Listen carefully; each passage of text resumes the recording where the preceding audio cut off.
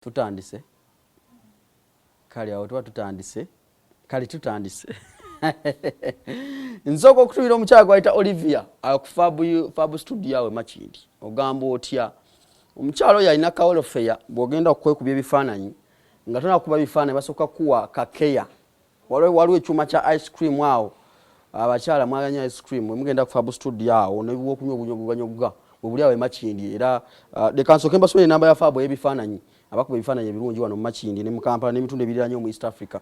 Enamba ya Fabu studio eri +256 700 990124.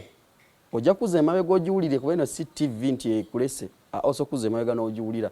Ye namba y'essimu eyo osobola okugifuna n'obakubirako ebifaananyi ebirungi photoshoots ennungi.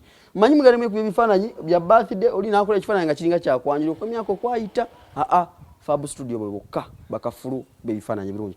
Ntandikidde ono eno show already proudly sponsored by Najemba Foundation. Omukyala Najemba nkutumiddeko amudala Texas ogamba otya oli bulungi wafunye okulya olidde omwami Beka mulimira kumye bulungi tetwagala ate tubeera awo ng'ensonga zino tazitambuza bulungi sawa yona zijja mu Texas awo tutambuze bulungi ne ba Beka events ne bakutidde Jostede mu Texas ng'enaku z'omwezi 2 era mu mulinde mu ntujjo ya Texas Jostede Beka events bakuleetedde Jostede aba Beka events mulundi guno nange ndowooza bwavaayo nzije byebyo enera mulundi guno nsaze amawanga g'enjawulo n'engindako mu ggwanga eri America oba tugendeko mu America tuddeyo nagamba nti n'okulaga obulamu bw'Abannayuganda abawangalira mu America obulamu babukwasaganya batya business bagikwasaganya batya bakyakalamu bawumulamu oba obulamu babukwasaganya batya mulundi guno nze ne birthday ya mwana mulenzi ne mwana muwala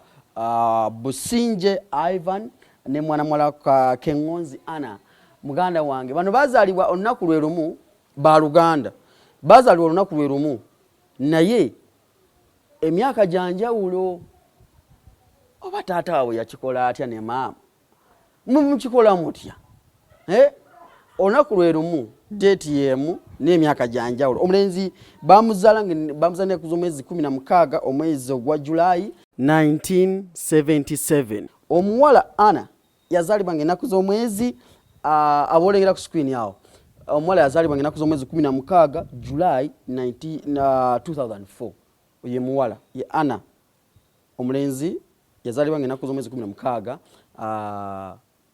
July date yemu mwezi gwe gumu myaka gye gyawukana okitegedde muganda wange so kwegamba nti ensonga ezo bw'okitunulatunulamu abakyala n'abaami abaliyo nga mwakwewasa mutandika okubalamu mumanya nti abaana bange lunaku werutibwe nnina okuba nga nkola ki ng'ensonga zitambula bulungi muzitegedde so twozayoza Anna and Ivan kutuuka ku birthday yamwe amazaalibwa malungi pati yabadde nnungi nnyo yabaddeko abantu ab'enjawulo Bannayuganda bawangalira mu Texas bali mu Texas mwetegera bulungi eyo family bagiyita batya DFW waye DFW mu Texas ndowooza mwebale kubanga muweredde wana balenzi ne mwana muwala Anna ku lunaku olwo nga bolengera ku screen abantu bayagadde amazina agembadde ndo okulaba DJ Shemi ate ensonga zino wazikwasaganyiza bulungi ku mukolo kuba nange ndowooza mukyalo wange birthday ngireete mu Texas ebintu bitambule bulungi DJ Shemi akuba omuzika era yomu kuba DJ agenda okubeerawo nga tukubira ku kivuli kya Jostede DJ Shemi oyo ajja kubanga tukubira omuzika ogwolengera ku screen yawo musajja kulumukwawo naye omuzika agutegeera bulungi nnyo so twoyozayoza Anna ne Ivan bantumye twebaza bano abantu abasobodde babeerako bagamba bebaza famire yaabwe ne beebalaza support famire gye bawadde obuwagizi okuba mu famire yaabwe gye babawadde ku lunaku olwo ne beebaza mikwano gyabwe olw'omukwano gwe babalaze ku lunaku olwo biwala ku screen awo okweyagala nja kuba nkulaga mu maaso awo omuyimbi Kapalaga yabakubye omuziki Kapalaga yaddawa kyekiddako byonna tovaako ogenda wuliriza lwo yatugambye kyekiddako yatugambye agala kudda Uganda naye kyamusibye kudda Uganda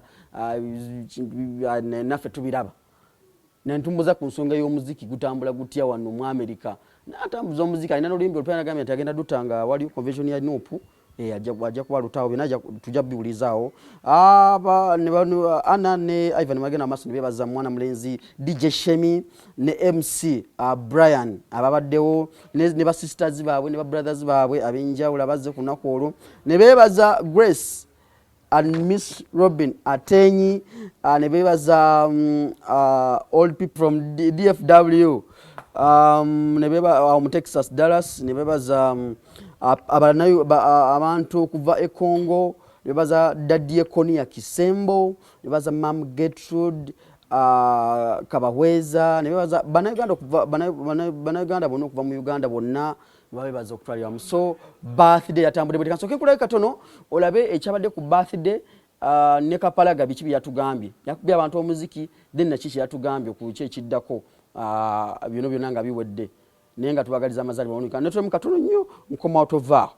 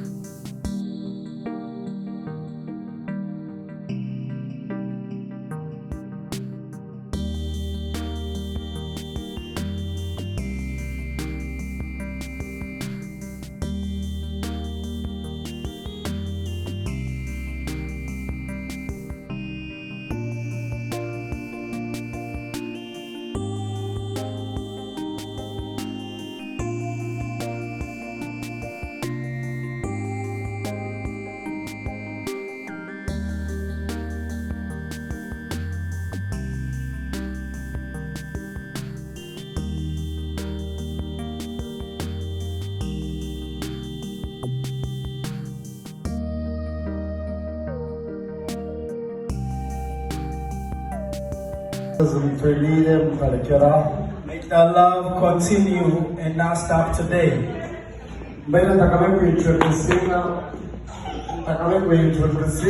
Before I introduce myself, I'd like to introduce my mother.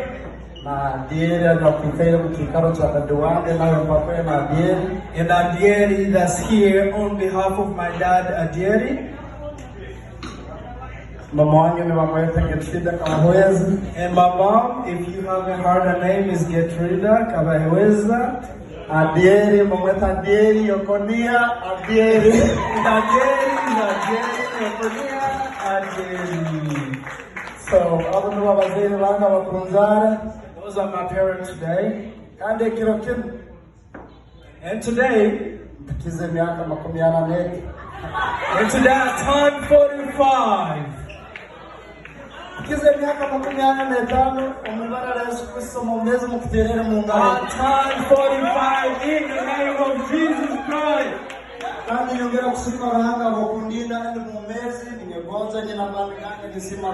And I would like to thank God that's kept me alive. I'm strong, I'm healthy. I may not have been alive today, not here with you. Because of God's love and mercy, I'm here and I'm alive. Last year back from the accident, last year I had 2 accidents. accidente ezo kasinga ne baziterasa zo kushobora kama nango kutalo watu emergency zini maisha. And if you were there to witness the accidents that I heard, you wouldn't believe that I'm still here with you today. Baita nisima mkamaranga ndimo meze tuwekele gufa tingira na mbele ndamaile nisima ranga. But I thank God I'm here, I'm healthy, no broken bones, no any healthy conditions. I'm really good and I really appreciate and thank God for that. Kandi nisima ababazaire bange kunsabira. I also thank my parents for continuing to pray for me. Na bagenzi bange na banywana mbere mutavuze. My sisters, my friends, and all concerned parties. Simera bange. Thank God for that. Nensongele kabiri ni yongera kusima abanywana banyakwizera birthday yange kilo kema. Thank all the friends that managed to be here today. Ngama mkamaranga abongeraho mwesisize kilo kema mwagamba kamunza birthday yange.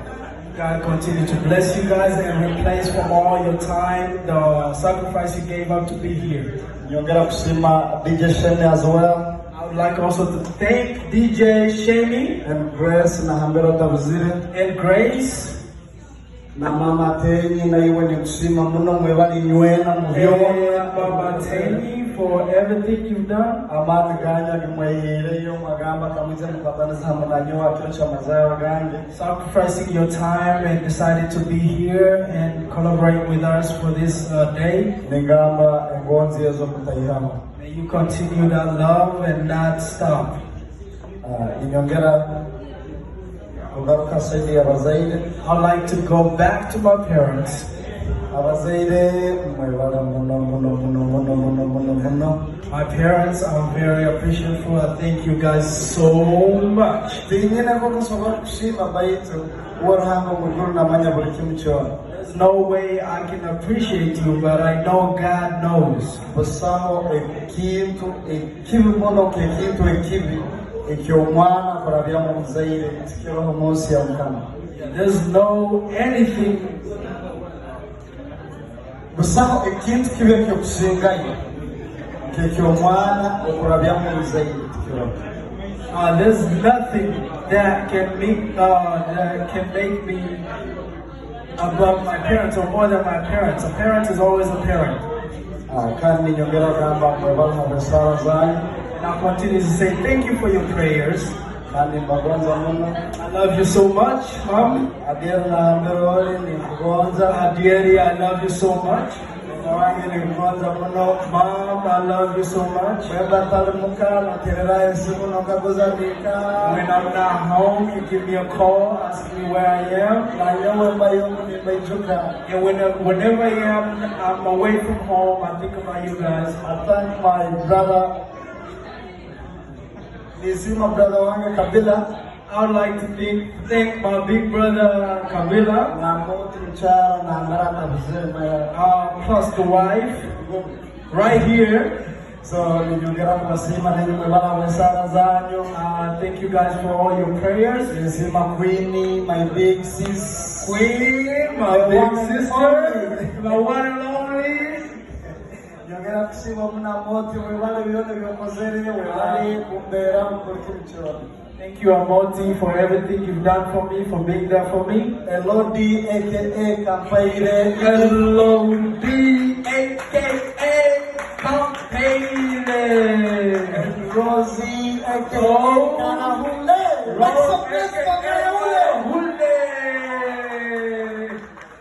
Masima muni nywena mabale kumbera kuliki mchoro vitu vingi mune utarabirema vitashobora kuhagambira sasa. Thank you guys for being there for me. There's a lot of things that I've been through that I can't go through right now, but I'll just say thank you. Nabatu banyu kengozi mabale kumbera kutimisanga mkuru wanyu nywena. Kapalaga baby, mukuba neroni kwano kure. Yo, wagwan. Nzize wano Texas just mulimu gwange okusokera ddala gwenkola gwa kusomesa abantu ku finances, personal finances. So mba nina okutambula ebiseera ebisinga state ku state nga ngenda mbayigiriza engeri y'okusavinga sente, engeri y'okumanaginga amabanja n'ebiringa ebyo. So kati most of the time bwe ngende wantu bwe bamanya nti nzija bwe wabaayo ekiriyo nga bancontactinga twagala otuyimbireko wano definitely as an artist I just have to take it on. So kakati chali wange Anna ne what's that other name? Ivan, I think Ivan. Ivan yang contacting ze through Baker ne bangamba nti twagala otukubiremu ko kuraga kupate concert kati nzaga niagana enyimba wemba muzina muzikube. So that is why I had to perform. I of course enjoy performing. Dwakumanti kati ennaku zino bisere ebisinga mbeera busy n'okusomesa abantu, so I perform less. And yes, I am still doing music. Dwakumanti bw'oba okola music mu America waliwo challenges nyingi nyonyo. Naye I have new songs. Video ya tubako egenda kufuluma very very soon. I think before the end of this very month egenda kuva efuluma. Nino oluyimba olulala baluyita tugenda dufulumya nga tuli California ku retreat ya People Power. Ngenda kuba ndufulumya mujja duwulira abanabeerayo. And you know, I'm trying ngezaako okubalancing ebintu lwakuba nti omulimu gumalawo gwetaaga okutambula kungi, gwetaaga okusoma kungi, but I'm trying to juggle here and there. Kakati mwami Kapalaga bannayuganda baba kwesunga baliddamu kulaba kodi nabo bakubiremu kokolaga. Banange bannayuganda nze asinga n'obeesunga, bannayuganda mbagala nnyo, njagala okujja okubala ate mbakubire ne raga, naye ekizibu kikyali kimu. Ekizibu ekyo mukimanyi kankijje newenkikomyawo ekizibu mukimanyi, naye nga ngenda kukomawo ate mu full swing kubanga bino ate byensomesa Abamerika ate njagala mbisomese nnyo n'Abannayuganda kubanga ekimu ku nsonga lwaki tuli kyali bubi is because tetumanyi kumanaginga finances zaffe. Kati nze mbisomye, kati kembisomye ate mbisomedde mu Amerika nembibasomesa kati ate Abannayuganda aboogera olulimi lwensinga otegeera.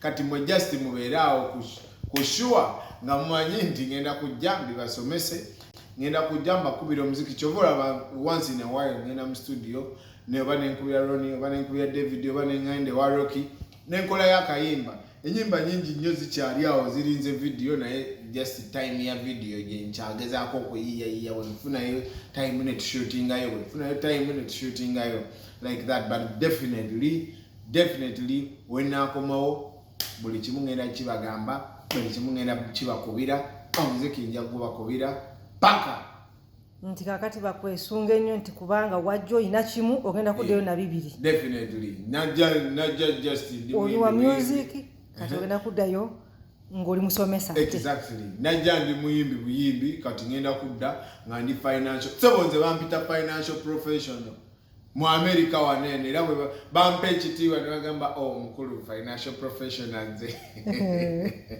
So definitely nja kuba mbibaleetera Abannayuganda bakyali kubanga muli bakyali bange. Ate engeri gye tujja okukulaakulanya ensi yaffe because tujja amagezi eno ne tugakomyawo Uganda ne tugikulaakulanya. Just ekizibu eki. Kati ntandikira neno bwenti mwe mbanjagala ntandikidde wano Shegedde. Eno shona gamba njikola bw'olyange ekuluma todda mujjiraba. Nekyo olina okukola kiri kimu. Olina okundaba kwata nyumya byakulaba. Nze gwe olina okulaba.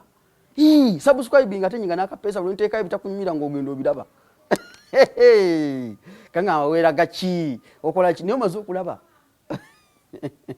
Mbagala nnyo mwenna abantu abali mu UAE mbatumirako nnyo baana mmwe. Mwina ku sent ntumirako kyali wange Don Rajab. Yangambye alinayo yache ndala mu August awo kumacha ngambyeko nangamba nti ticket yagimaze ddo ginkolera ne visa ndoze natero kubanga efuluma ati ziri mu Dubai. Abana be Dubai munjagadde nnyo boli kunjagala. Beka mulimira mu USA ate gwagenda okuntwala Texas. Naye nsooke Texas oba nsookeewa. Sooke ngende Boston eyo waliyo Juliet zawedde. Ayinamu ku toke lyange. Nagambye no show proud sponsored by Najemba Foundation. Omukyala Najemba nkutumidde ko bale kuma beka mulimira. Omukuume bulungi omuvubuko yaline fujjo wano. Naye kati omunyweza bulungi omukuma bulungi tacha alina fujjo omwana oyo. Banafa ba beka events bakuleta Just Stadium mu Texas Texas awo kasoke ennaku z'omwezi abiri tugenda kwera mu kifo ki tugenda bera mu kifo ki okay ekifo kifo bakiyise batya bakiyise W Bedford Willis Road yeah 428 W Bedford US Road tewusubwa endongo kakundiri nga Josted amaze okuyimba okuva DJ okuva wa DJ PM ne DJ Shemi ku lunaku olwo okusasula entrance $3 ku $5 emeza $10 okusokosa cash up oba yita ku namba y'essimu +469 353 1974 oba yita ku 9723 oba 021 ne 535 namba ye Najimba Foundation bakutusizako shonako olwaliro ba sponsor ba Josted kubanga agenda mu America mu Texas kubanga tukuba omuziki munange muganda wange gwatulaba bulungi nnyo abana ba America nabagamba nti bobone wokozeka birthday okoza akantu katono enamba nge stuni ababeerako gwempiriza bwereze content nyamba mbamuliseemu baleme kulowooza nti muli bulungi abere ne Uganda bagenda mu America ne balemerwa ati basobola ebigambo bya Kapalaga mbiwulidde oyo Kapalaga mumuwulidde yali mukozi ku radio mu Uganda radio Simba yali akola program agita wolokoso ku Saturday navaako nagenda mu America eyo yagenda ati tetwagala mmanya kasanti gyali akola nemwe mugende mukole Fab Studios Machindye enamba yesimu njikuddira naye kugambe nti wojja ku Fab okwe bifananyi wale chuma cha ice cream ne juice nga wakatuka butungana kugamba nti bifananyi bya beya bakuwa ekyuma kiwali kikuba juice ngosoka bakuwa ka juice ne ka tweet wale mchala mayita Olivia wali awo mchala mweru mulunja naka smile bojja otika kwaniriza ainenge just smiling ambwati nebo mugamba sina center so no kuba bifananyi you go ogena kuleta iyi Fab Studio manyizi zino suza kapapalazi sasula tukoye bifananyi te negative yes chali enaba ya Fab Studios Machindye abali mfo kirungi ate kiteeketeke bulungi nnyo boya kuza mu gardens weziri era nkoledde maka ga Fab Studios wanene nnyo bulungi nnyo wagazi enamba ya simu +256 700 990 enamba enaga njiza yemabega n'ojiwuliriza eno si TV oze mega n'owuliriza ojja kusanga omukulu gwayita Fred naye wali botuka ganja akula ku Fred oba Olivia n'omukulu Kasimu ku kamera sebo tandiko kuyisa musebo ebikazi bigenda tandiko tuboza tulage Kasimu ku kamera yani nkutadde mu sebo wala kuchigana kiriza nti okitutte so yeshobo twetamuduna ko lwalero era Fab Studios be batadde ku kamera 7 kwanga bakube kifananyi kino kyenina nso kutuna mweno kamera yokka nenjuka nentuna ne mweno oshegedde ntuna mweno wide nentuna mweno close up kigama kamera ziliwo zino 7 mwezi 7 Beka Events nkutumide ko muganda wange mu Texas Dallas wala kubango kikwasanya bulungi birthday ya mwana mulenzi ne Ana mwana mulenzi Ivan ne Ana bwete wetambudde kusanyuka kudigida ku kesabudde oshegedde kujaga ku bantu ndi abantu edudde bali mu Texas ebula musigala butambula ngo obwa bulijjo mbere bulungi ani gwe nerabidde kasi munerabidde ani mbere bulungi mwera banete mwerabira Fab Events Fab Studios wane Machindye omwana Olivia wali obaniriza nze mbatadde ate ngenda bafiirako bye